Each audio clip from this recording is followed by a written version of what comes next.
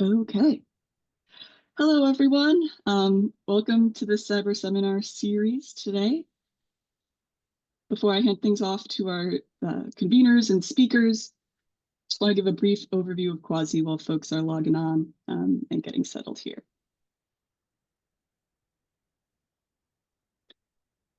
My name is Julia Mastrin. My pronouns are she, her, and I am the Education and Outreach Specialist with Quasi. Quasi is the consortium of universities for the advancement of hydrologic science, Incorporated, and we're a nonprofit organization funded by the National Science Foundation in part. Our mission is to empower the water community and advance science through collaboration, infrastructure, and education. And we seek to fulfill this mission in two main ways, through our data services and our community services. Quasi's data and compute services provide tools to support the entire data lifecycle, from data discovery to collaboration, all the way through to publication. Quasi hosts two data repositories for water science data, namely HydroShare.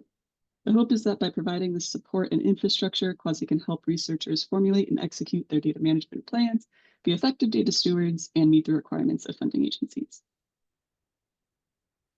The other side of our organization consists of our community and outreach services. These include grants for early career researchers and graduate students, workshops, a summer institute at the National Water Center for graduate students, a webinar series and events like this one, a virtual university, and plenty of other things.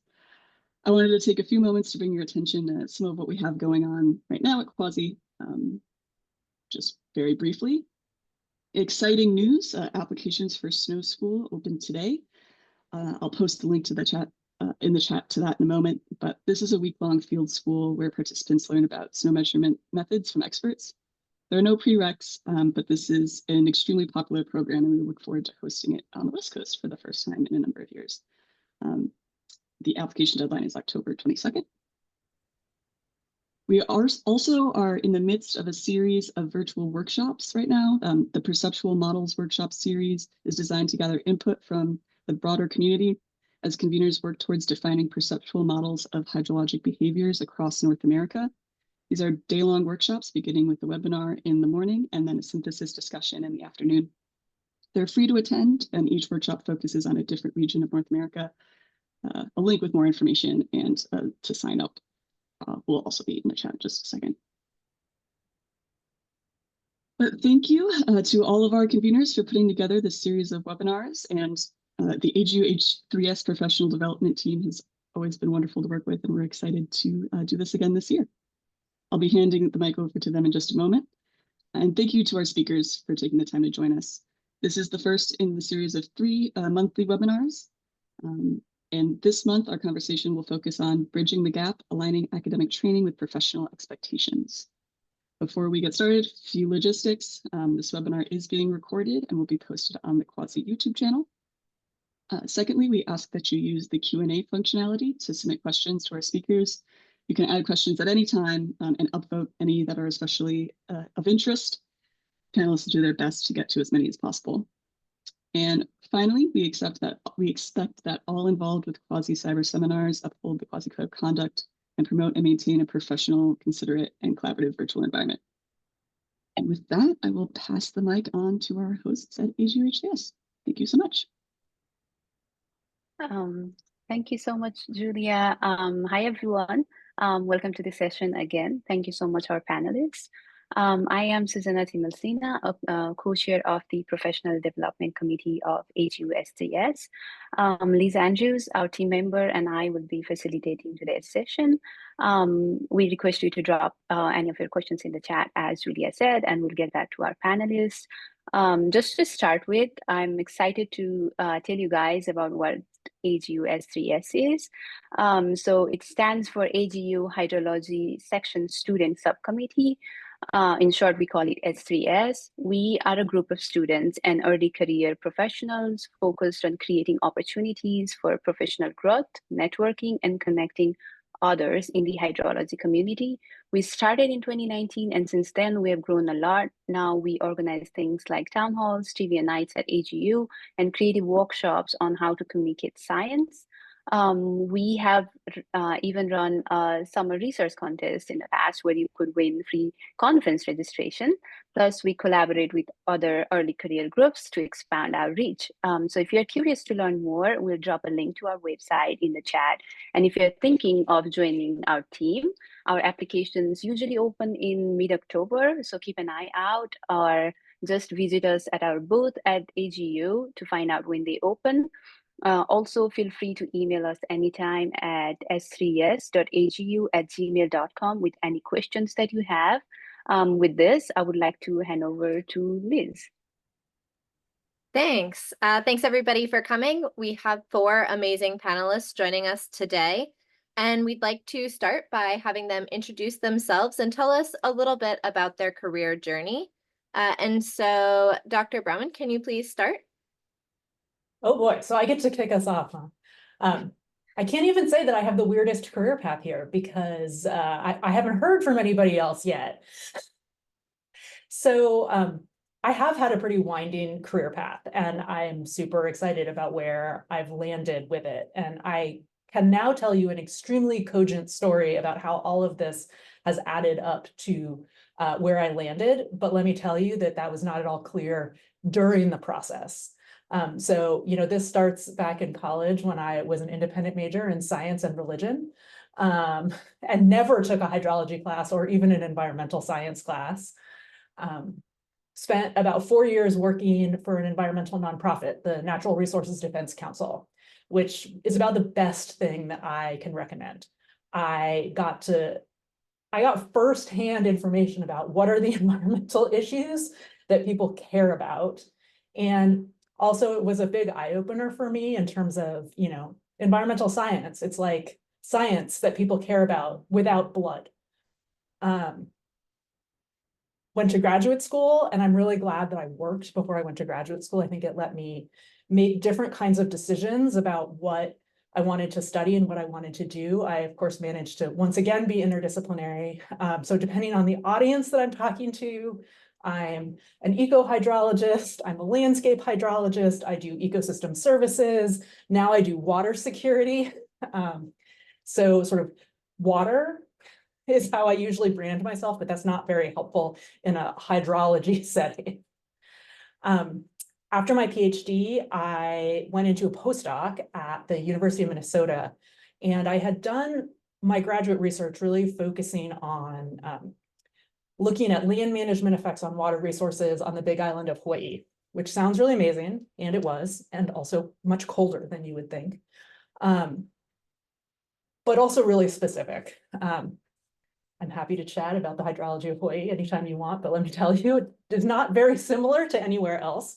So I moved to Minnesota and started working on global and large-scale hydrology. I figured, agriculture, crops, there's still plants just evapotranspiring, right? And so I think that's another big message that I want to sort of play up, which is thinking about the transferability of your skills. I know during a PhD, it often feels like, and in fact is accurate to say that you become hyper expert in one really narrow thing. But thinking about, how can that be broader? And how can I take these skills and expand them in incremental ways to really broaden what it is I do? I did actually go on the academic job market. That didn't work out for me. And I ended up staying at the University of Minnesota. I really lucked out. I'm not going to underplay the role of luck and timing in landing in places where things work out. But also they wanted me, so I must have been doing something right along the way. And I ended up staying at Minnesota for about 10 years with their Institute on the Environment, which is outside of the normal academic structure.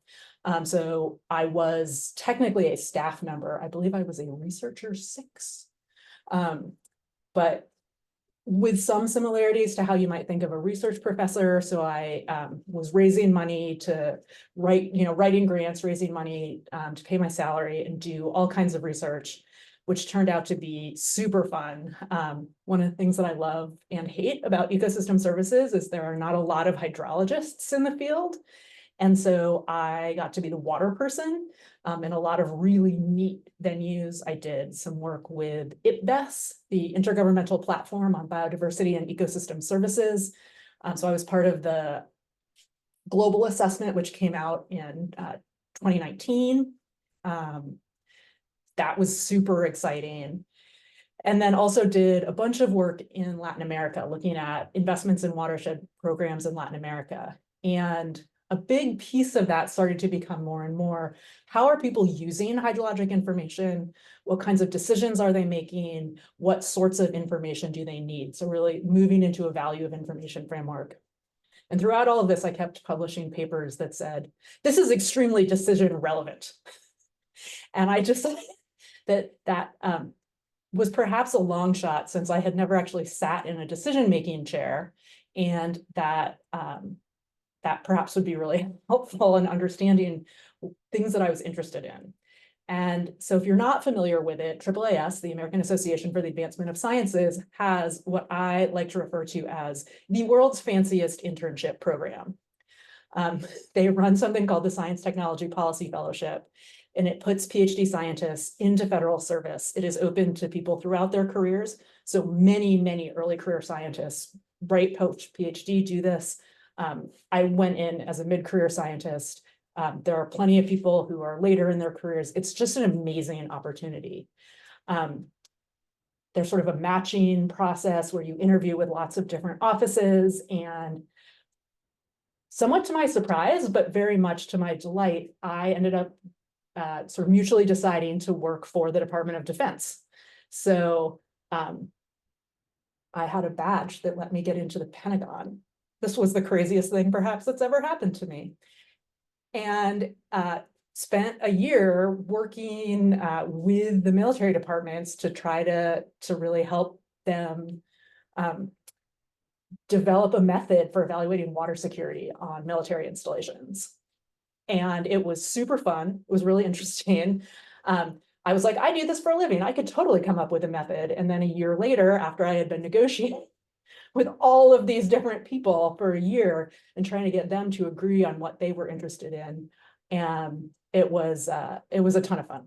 And I will try to tie that up just by saying that, you know, from there I moved to the University of Alabama, again, pretty much to my surprise, to another kind of alt academic landing spot to help start up the Global Water Security Center. And we interpret hydrologic information for users. Right now, our sole funder is the Department of Defense, and so still wrapped up in that security piece, but again, really thinking about communication and how do we use and interpret hydrologic information. So I will end there. Thanks. That was really great to hear your path. How about Dr. Farmer next? Yeah, happy to. I'll try to be brief with the hope that we can kind of get into more of this with questions.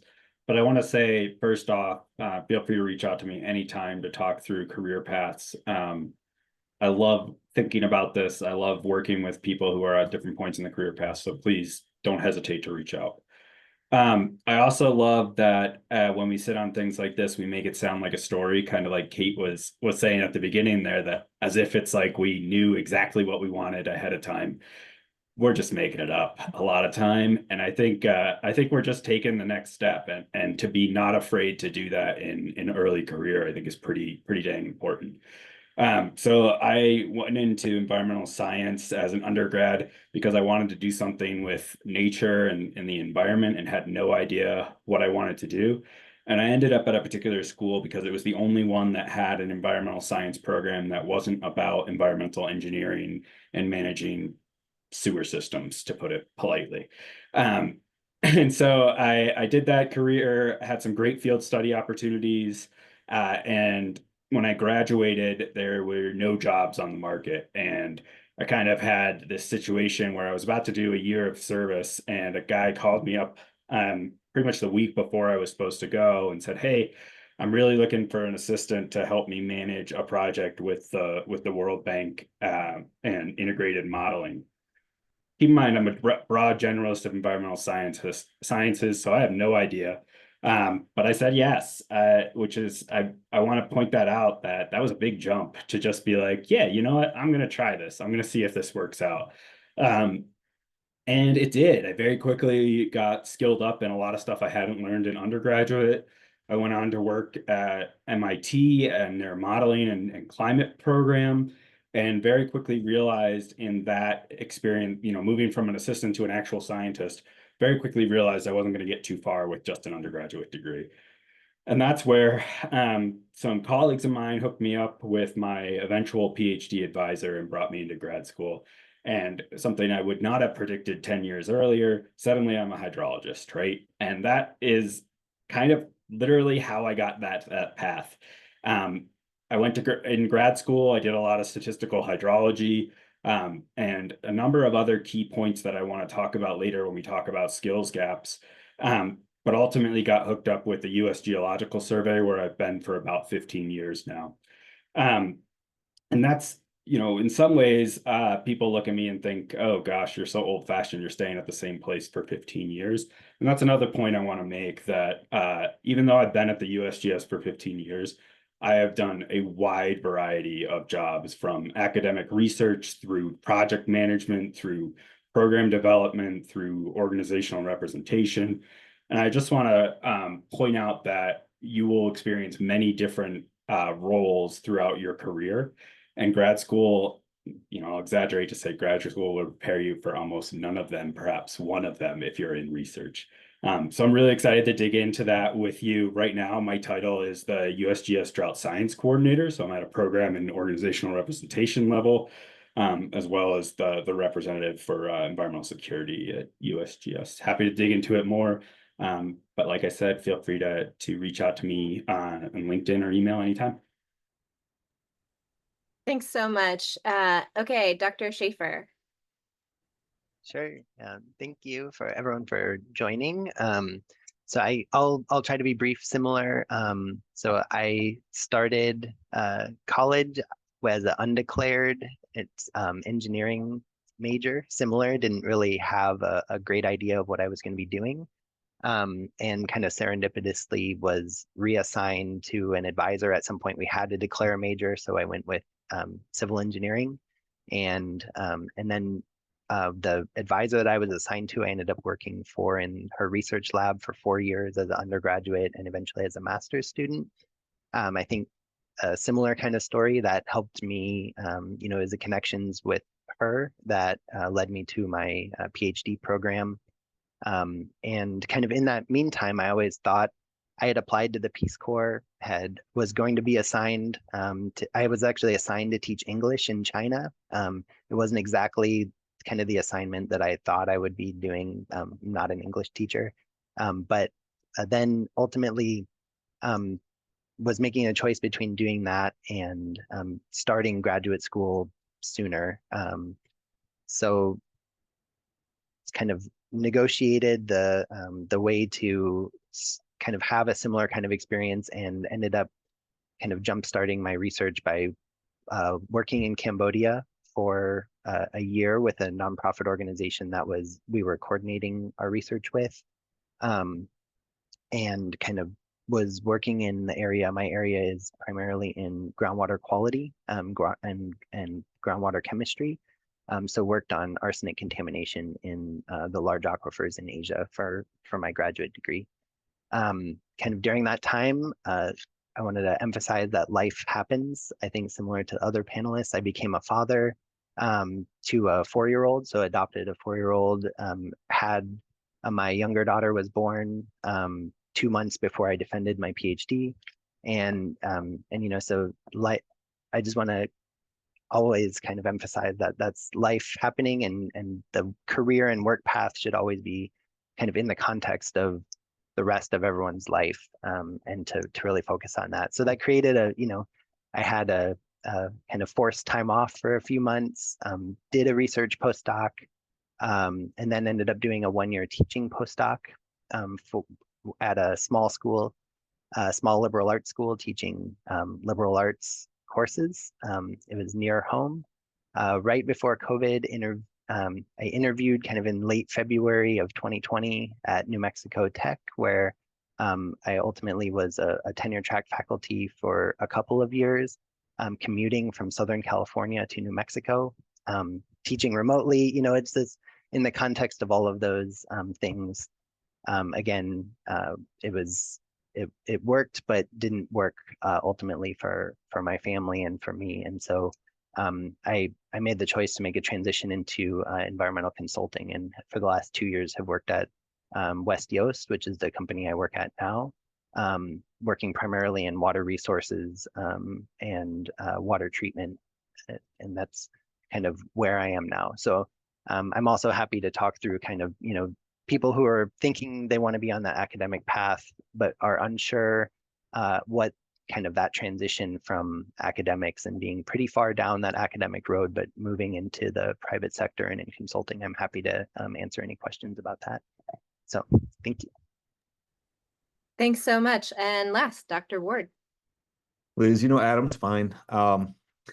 So my background is in civil engineering, was my undergrad degree. I worked in the consulting industry for about 4 years and did a master's degree nights and weekends with no research component to it.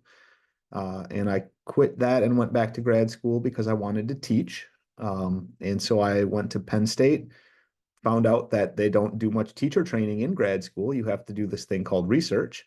And then I have had faculty jobs at the University of Iowa in the geoscience department, at Indiana University in a School of Public Affairs, and now in ecological engineering here at Oregon State University, where I serve as the department head. And so I have done hiring. I've done the interview side and the hiring side repeatedly. Whether or not that's a good decision, nonetheless, I've done it a bunch. And I think the thing I would just take a moment to point out here, you have 4 panelists, none of whom fits whatever you might think the traditional path is, which suggests that you have n equals 0 samples of some traditional path that you feel like you might not be on. Everybody gets to make their own way here and make their choices. I think it's really important that people don't feel like there's a track and they're off of it. There's an infinite number of tracks, all of which can lead to different places. So I wanted to note that for folks out there who might be wondering, am I on the path? You're on your path, and it can lead to a lot of places, sometimes unexpectedly. But certainly there's no single way that people get through these kinds of careers. Thank you so much, panelists, for the introduction. And since today's webinar is focused on the skill gaps, Dr. Ward, why don't you just tell us about what do you think is the most common skill gaps that you see when a student transfers from a graduate student to a professional in your field? Yeah, so I've had lots of mentees over the years who've gone to consulting, to teaching focused institutions, agency science. I think that we do a really good job in the academic side of our training. We're good at conveying facts and concepts and how to use models. I think what sometimes would be called the soft skills of professionalism, so our communication, presentation, project management, budget management, these are all areas that are not required in your training to get to a PhD or get to your graduate degree, but are really essential in managing projects, whether that project be an NSF grant proposal, a piece of curriculum you've taken on, a project at your company or nonprofit. So for me, the academic training and those products are requisite if you're going on the academic path, at least. No one is doubting your technical capabilities when you have a graduate degree, but it's those complementary pieces that let you thrive as a professional in the workplace, that you could skip over during no one's going to force you to do those things in grad school. So pushing yourself to, yes, attend that training workshop. Yes, your university has access to LinkedIn Learning, and the project management modules are not a waste of your time. So for me, Sienna, that's the spot where I think there's a lot of opportunity to differentiate. Yeah, I'll stop. Thank you, Dr. Ward. Let's hear from Dr. Safer. Sure, and I'm happy to do this in a way that's kind of like, where was I remedial 2 years ago when I had all this, I've been a professor and done these things, and I come into a company and we have in our company like a career matrix of positions and what skills are in there. And I think on the technical skills, I was fairly well prepared, but that's like one portion of that matrix, right? I think Dr. Ward mentioned project management and budgets. That's especially for people who are coming from graduate school, that will be an expectation, at least part of your job in consulting or in a lot of other industry. Another part for me is that I've had to really improve on is ability to delegate. And I think you can get some of those experiences in graduate school with maybe undergraduate mentees that you're advising, or with other graduate students, but being able to do that effectively, I think can really improve your kind of the transition to career from graduate school. And there are things that you can get experience with if you know where to look. And then I think it's similar in terms of the communication skills presentation. If I were to think of the proportion of technical work that I do compared to communication and presentation, it's more of the latter.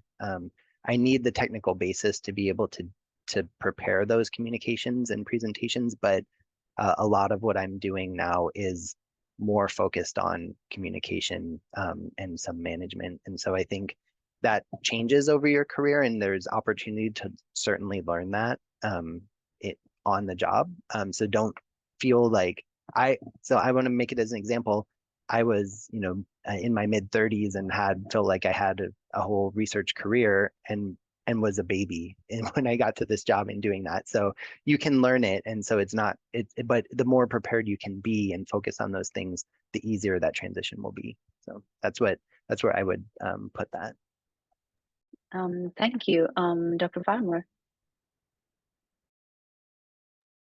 Yeah, skills gaps. I'll just react a little bit to Adam and Michael and add in there.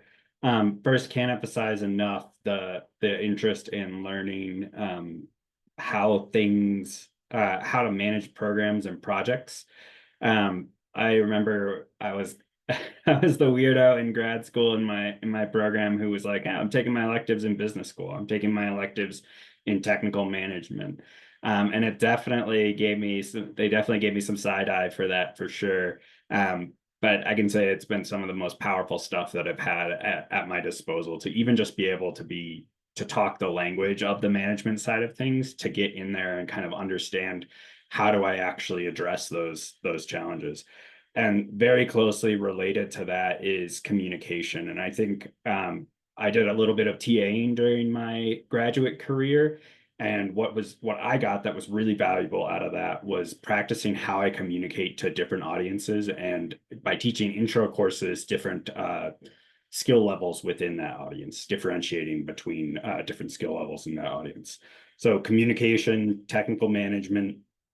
I'd also add in there working on a team. I think that's really something that gets lost in grad school because the emphasis is so much on get your PhD done, that when you go into the professional fields, I'll speak outside of academia, you find that you're not the expert on the team, right? You're not the person doing the project.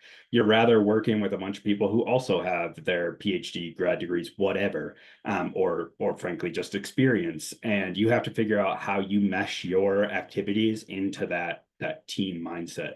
For me, I got that through my internships and my consulting work through grad school. Had a lot of experience prior to that, but really working with colleagues who certainly knew more than me about certain things, and figuring out, like, I can't do this project alone, or I could and it would be really bad, but learning to rely on others and understand that you are one of many experts on a project has made it really, has, I think, been a path to success in my professional experience. Gosh, there are so many different ways we could go with this. I could identify a number of other gaps. One I'll touch on briefly before maybe passing it on to Kate is it is never too late to reset. It is never too late to try something and figure out, this isn't quite for me. There have been a number over, the past couple decades, there have been a number of career or like research paths or questions that I've thought, hey, I kind of want to get into that field and see what it's like, and gotten in there and been like, nah, this isn't quite for me. I'm going to back out and try something else. And I think not being afraid to do that and recognize that doing that is actually really valuable, because it creates a generalist mindset in your head that you're not just the specialist, but you're able to talk the lingo with a whole wide array of people, which allows you to spread across a team, both in terms of technical expertise as well as technical management. So I'll stop there, maybe pass it to Kate and take the next questions or what have you. I was going to say, I feel like this has been a fantastic overview of some of the big categories of skills gaps. And I would be happy to elaborate on any of them, but I don't think now is probably the right time for that. And I suggest we move to the next question. Okay. Thank you all for sharing your insight. That has been super interesting to hear what you each think the gaps are. And there's some similarities between all of you, with communication being a huge one. So that is great to hear. We have started to get questions from the attendees, and so we'll switch to that. The first one is from Morgan DiCarlo, saying thank you. How can a civil engineer or PhD find a pathway into water security careers and experience? What are some of the professional organizations, firms, or agencies that can help lead into that space? So if there's anybody specific that would like to take that on, please do. I can take a first jump at that. And so I would say the very first thing to do is an internal question, which is, what are you interested in when you say water security? Because water security is sort of globally by the UN defined unbelievably broadly as basically like having enough water to do the things you want. And that means a lot of things in practice that are not all the same. So there, I think it's completely reasonable to be thinking about sanitation and hygiene, the wash fields, but I would tell you to go really different places to look into that than I've gotten into this much more sort of military securitized approach to water security and looking at relationships between water and conflict in different countries. So that comes from a really different basis, both sort of in terms of where the academics live, but certainly where the jobs are. That said, I actually think this is a super field to get into, especially something like water security or climate security in the more international relations sense of it is relatively new. People are very interested in it. And there's quite frankly not a lot of science in it right now. So I think there's a tremendous, there's a ton of potential sort of where this is possible, and that there's a real need. And the key is really then getting in the door. So I would say that the things to look for are fellowships and meetings. So even at AGU, in the science and society sections, there's starting to be more and more sort of government-oriented, security-oriented sessions. And if you're welcome to email me, and I'm happy to like provide specifics, but if you're just like Googling around and looking, the other thing I would say is look for climate security. That's going to show up much, much more right now. It's much hipper right now than water security is, and it tends to be a little bit tighter. And so that may get you sort of where you want to go. But I think this is a super fun field and that there's a ton of opportunity here. Yeah, if I might just add a little bit to it, this is a great example of one of the fields that I didn't get a lot of training in grad school and was like, you know what, I think I want to see this as an application of the work I'm doing. Made a lot of friends with that had worked parallel to the field, and calling those people up and saying like, hey, I think there's an application here for environmental security. How can I get in? Has been the greatest way to network and make connections. I'd be remiss if I didn't point out we do have AGU sessions about this that I participate in. So I'd for sure be come up to me and say hello, and we can work together. I want to broaden it a little bit to talk about one thing I think that grad school doesn't actually prepare you for is being anything but just a scientist. And I think that is, we come out being able to talk the language of science very deeply and very well, but we come out with a much wider variety of being able to figure out how the science is actually used in practice. So what I face a lot in my environmental security work, generally climate security, water security, is the translation from science speak to management speak. And by management, I mean management of resources or security problems, not budgets and project management. And I think that's one of the biggest challenges that we face coming out of grad school, is figuring out how to translate the science we do into management relevant actions that are actually taken. And I wanted to pick up on something you said earlier, Kate, about how, we do all these publications and our conclusions, and I say, and this is super important work and extremely relevant, but then we never show like how to actually use it. We've never actually been in the room making those decisions. We rarely, I'm talking in generalities here, but we're not used to thinking in that actual applied sense.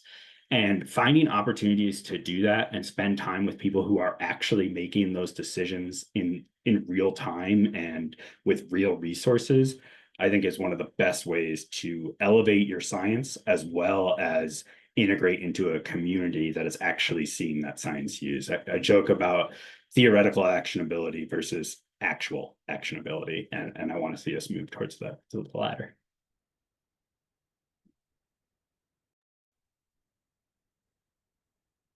Thanks. Does anybody else want to jump in on that question, or we're happy to move on to the next? I'll just say really briefly on water security, working in environmental consulting, and primarily in water, I think it doesn't have to be this big idea of water security. Our clients, we have a lot that are in Central Valley in California, small municipalities that face, if they're not doing their jobs, that's a water security risk every day. And so it doesn't also have to be something profound on the big scale to be really making a contribution to making sure that people have their water resources, whether that's for potable water, irrigation water, all of those things. Everyone working in water is really playing a role in that. And so, you can maybe broaden that idea into career paths that may not be labeled water security, but really are all contributing to it too. Thank you so much. Moving on to the next question. So we have a question from Amanda, who says, I'm currently a postdoc on the job market, but haven't come across the faculty job for me, but I feel like I should be applying to gain experience. In your experience, what are things committee members are looking for, even though you might not be the best fit on paper for the specific job call? I'm having difficulty marketing myself across diverse calls. I think, Adam, would you like to explain that a bit more? I know that you have answered. Yeah. So Amanda, good question. What I'm sort of reading into this is, I look at a job ad and it says, we want a person who does this. And you're looking at this narrow spot and saying to yourself, well, that's not me. Like, they want a person who does evapotranspiration of row crops using geophysics. And I do that, but with remote sensing. I probably shouldn't apply. And I would want to correct that very much. Job ads can originate for all sorts of reasons. It is, in my experience, it's pretty rare that what the ad says is strictly enforced on who you hire. If we say we want someone who does evapotranspiration, we're meaning we want a person who is working with plants, ET, data, remote sensing. And often it's the committee who kind of defines this. I would think of it as the center of the bullseye, but anyone who hits the target could be reasonably considered. Sometimes I've been on committees where we say, we want a person who does this, and we're very clear on it. And it turns out almost no one applies who does this, but 10 people apply who do this thing over here. That's way more exciting. We didn't even know it existed when we wrote the job ad. So if a position says we're hiring a structural engineer and you're a hydrologist, that's too far. If a position says something hydrology, water resources related, put in. So at worst, the committee is going to go through and say, yeah, that person is too far off, right? Okay, that's not bad, but I've seen plenty of cases where people put in and committees get surprised and go, oh, we didn't even know someone like Kate existed in the world. That's what we actually wanted. We just didn't know to say we wanted a Kate. We thought we wanted an Ashley or something, right? And it's that happens really commonly. So I would not want you to restrict yourself to what you apply for based on what the ad says. If you think I'm plausible here, I think you should put in. And I'll put in a quick flag that if my partner were here, she would tell us that I should encourage you to apply with all the confidence of an upper class white guy. Because it is the case that upper class white men tend to put in for things across a much broader spectrum and ignore those kinds of requirements and listings, and people of other demographics tend not to. And so I would really want to encourage everyone here to, approach these job ads with the swagger of an upper middle class cisgendered white guy. In other words, see yourself in that role. Don't exclude yourself because of what you're reading. I could rant on this topic for another 15 minutes, but it is really important that you try. If you don't put in, there's no way you get the job. And often you can help the committee realize why you are a good fit, even though it might not be apparent. And that cover letter is the place where you explain that. I see you want X. I'm not X, but I'm Y and a little bit of W. So I have X surrounded. So I'm a good fit, even though you might not think it, is really the approach I'd want you to take. Let's see, William, looks like your hand's up to contribute too. I was just going to echo everything you said for the private and public industry style jobs as well. That the way I like to think about it is you should always be applying to jobs. I'm very solid in my career, and I still apply to jobs because I never know what's out there. And I do that for a reason, because I just never know what is gonna come next and what is gonna be out there. But also because a lot of times, I think this is what you were getting at, Adam, in some sense, a lot of times you're not applying for the job that is advertised. You're applying to make a connection or the next job that's advertised. And that is really important to get your application in. I get a lot of junior colleagues asking me, hey, should I apply for this job? And my answer is always yes.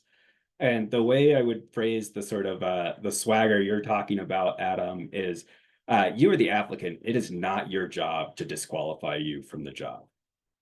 You sell yourself in that job as hard as you can, and if the panel doesn't want you, they'll let you know. You don't have to let the panel know that you don't want the job. And I think that's how I tend to approach jobs is apply often, recognize that you're doing it for follow-up calls, informational interviews for the next job that's hired, what have you, and recognize that it's not your job to come up with reasons why you shouldn't be given this job. Yeah, I totally agree with that. And then let me sort of add on to another point that Adam made that got me all excited, which is put yourself in the position of the person who's hiring. And the fact that they are now going to have to look through hundreds of application packages. So what is your responsibility is to do the work for them. Follow the directions. If there are directions, follow them. It is infuriating when people don't. But even more importantly, tell the committee why you're awesome. You know, as Adam said, if they said, we do this, you say, I'm a great fit for that thing because of blah, blah, blah. And they say, we're looking for this. And you say, I'm a that, and I'm extra great at it because of blah, blah, blah. And then you like looked at their website and you're like, and I see you have this whole program. And let me tell you what an asset I would be to that thing. Like, write that cover letter like you actually care, and it goes so far. Do that. Great. Thank you so much all for your input there.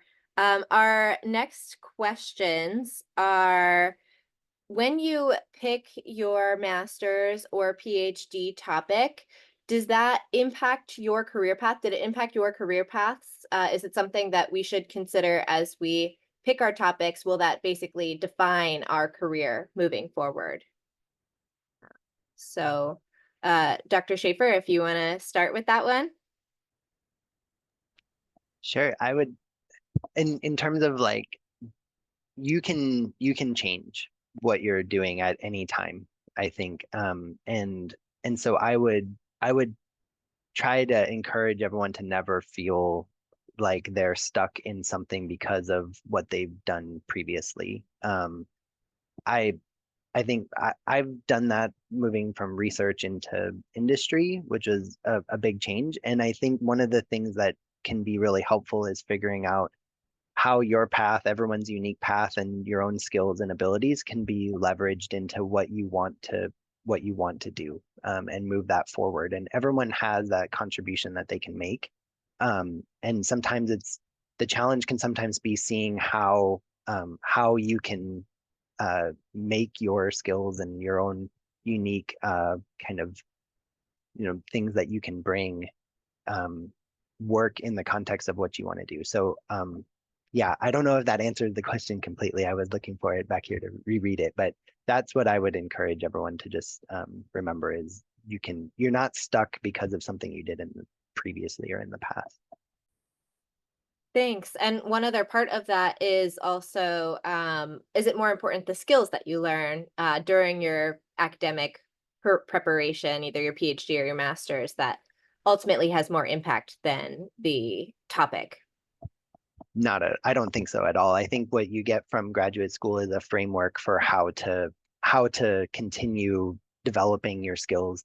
What you learn is going to be most useful in terms of how you approach everything else you're going to be doing, and how coming out of graduate school, and especially if you've done independent research or a PhD, you have built yourself a framework to start something, define it, go through all the processes to complete it, and then package it and finish it and communicate it. And that's what, if you do that and then can translate that to replicating that process to whatever context, that's a framework to make you successful in pretty much any career that you want to be able to choose. It might involve learning some nuanced things or some specific other skills to make it work, but that framework is extremely valuable to have gone through that process and then figure out how to replicate it again. Great, thanks. And Adam, I see your hand is up. So I agree with everything that was just said, but I will also share a personal experience that puts a nuance on it.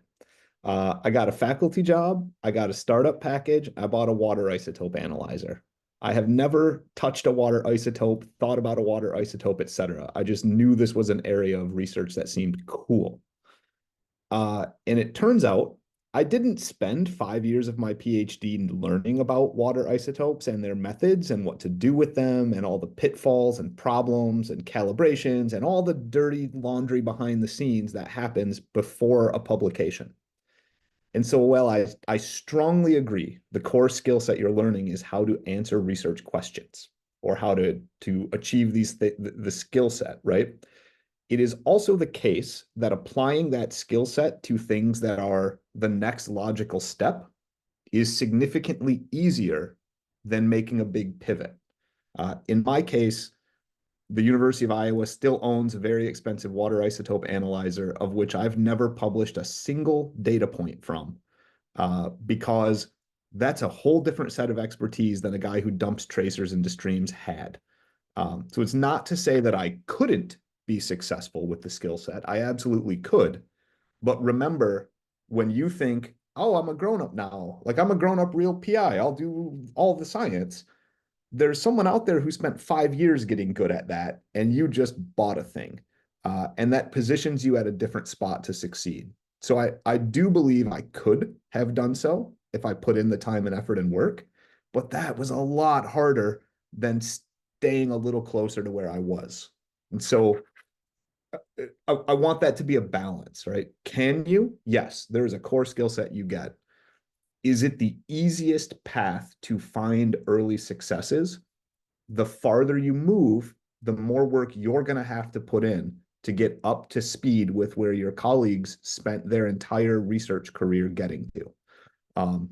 So remember that, I guess, is I hope that provides some balance. It's not, I don't think anything that was said is wrong, but I think the easiest path is sticking closer to where you are and sort of slowly bending in a direction than saying, oh, I got funded to do a PhD about evapotranspiration. My passion is fossil groundwater. I'll just get my PhD, then start applying for grants over here. You can, but it's going to be a lot harder than applying for grants in the thing you spent 5 years focused on. Thank you so much. Yeah. Thank you so much, Dr. Ward. That was very insightful. I think we are also running out of time now. So I see a question about networking, which I think I have an answer to. So for that, please come to our next webinar, which is about collaboration and building your networks. We would move to our last question, which is, most hiring managers are not motivated or excited to hire PhDs. How can we navigate or solve this? So, yeah, anyone would like to? Sorry, it relates to the previous question, which is why I wanted to jump in on it to say, I'm sorry, Kate, if you wanted to jump in, I saw you come. I agree with what Adam is saying. But I also think that it doesn't set you in a path, which I think Adam would agree with. It doesn't say that you're locked in, but that you need to be realistic about how you build the skills to make that bending to a new path. You know, the way I think of responding to that question is, in a lot of jobs that you're applying for, the PhD is not your biggest asset. The title of your dissertation is not your biggest asset. What you're trying to sell are the skills that built up to that, like Michael was saying, and to some extent what Adam was extending, right? Like there are certain skills that you've developed. And so going in and saying, well, I have a PhD, that justifies me as sort of a great hire for whatever you want to hire. That's the story you have to tell. That's the story that you have to piece together. That's the story that, rather than saying, you should hire me and pay me $1 bajillion because I'm a PhD, you should hire me and pay me $1 billion because I can do X, Y, and Z. The PhD is almost irrelevant in the sense that, like, that's not what they care. It's the skills that you bring to the hiring process. It's not true of every job. It's certainly not true of many academic jobs. But recognizing that if you're finding that people are reluctant to hire the PhDs for the job, putting forward what are the skills that you're actually building or you're bringing to the job rather than just the PhD. I agree, it's a real tricky process. I think there's been a lot of discussion in the education literature about overqualification for jobs, but that's true and certainly a challenge. But the way I would address it, that question, happy to talk about it at length, is recognizing that it's not those 3 letters that you're selling yourself, that you're selling. It's the skills that you want to be selling. I'll just add in too, we talked a lot about communication.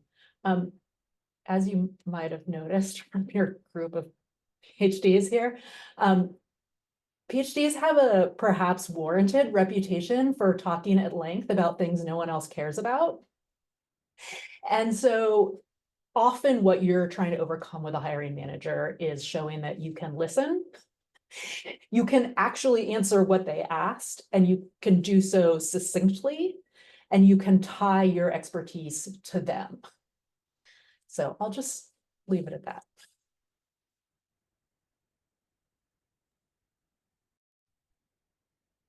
We still have some time if anyone would like to jump in on the question. Or should we take another one?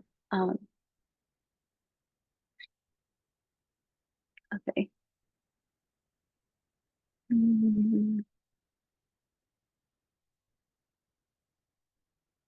Okay, I think we can move on to another question very quick. So we have a question in here where it says like, I have publications and 2 internships and currently applying for jobs. However, I got rejected and I've been unsuccessful. What do you recommend I should improve? Like certificates or GitHubs or networking or suggestions? I'll give a knee-jerk reaction. I don't think that people get rejected because of a lack of like certifications on GitHub or training programs like that. I think it is probably your application materials. And so what I would want to do is have you take like your cover letter, your research statement, your teaching statement. I'd want you to have your advisor look through those. I'd want you to ask an early career faculty member on your campus who just went through the search process, or to say, hey, Dr. Farmer, I'm thinking about a USGS job. Could you take a look at these and how the USGS would go? I just threw you under the bus, or me for a major research university job or whatever. I really think it's those application materials and getting some additional review of those. If the application material, so for me, the big ones, the biggies of getting through that first step, application materials need to be polished and match norms of the field and discipline and type of institution. And at least in the major research university side, non-zero amount of publications, right? And it's sounding like you have published and presented your work, going for an assistant professor job, as long as those are non-zero, I can see that you're working on it. So I'd really want to focus on the materials and how you're presenting yourself more than I'm thinking that, and knowing nothing else about the person who asked this or the situation. I tend to think it's in the materials and how they're conveying who you are and what your expertise is, more than it sounds like there's a fundamental gap that needs to be filled. The other one I'd say is you can always reach out to the places that chose not to hire you and say, hey, Adam, you were the point of contact listed for this job. I applied and didn't get interviewed. Do you have 10 minutes to help? Like, I'm not calling to complain to you. I genuinely want to improve myself. And I am always happy to have those phone calls with people and try to talk to them about what we saw from our side as a way to improve. I just, before we end it, double down on that 100%, Adam. You got to exactly the point I was going to share. Ask, follow up with the people who rejected you, figure out what was strong about your application, what wasn't, and put another way, and asking colleagues to review, put another way. That's networking, right? That's building your network out of people who are reading your materials, but more importantly, talking to you about the challenges that you're facing. Thank you so much, Dr. Farmer. That was good insight. I think if you guys are also interested in building your networks, as I said earlier, we have our other webinar coming up on October 10 at 1 p.m. ET, which is related to collaboration and building your network. So please come and attend that webinar to get some more feedbacks or insights from different panelists. Well, I guess it's already 1, so I would like to thank all of our panelists and Quasi for this wonderful webinar. I think Dr. Ward has offered to answer questions via email if you guys want to reach out to him, and his email is displayed right now. So yeah, feel free to email him. And yeah, thank you so much again, all the audiences, for your wonderful involvement in this webinar. Saying that, I would like to conclude this panel session. Thank you so much. Good luck.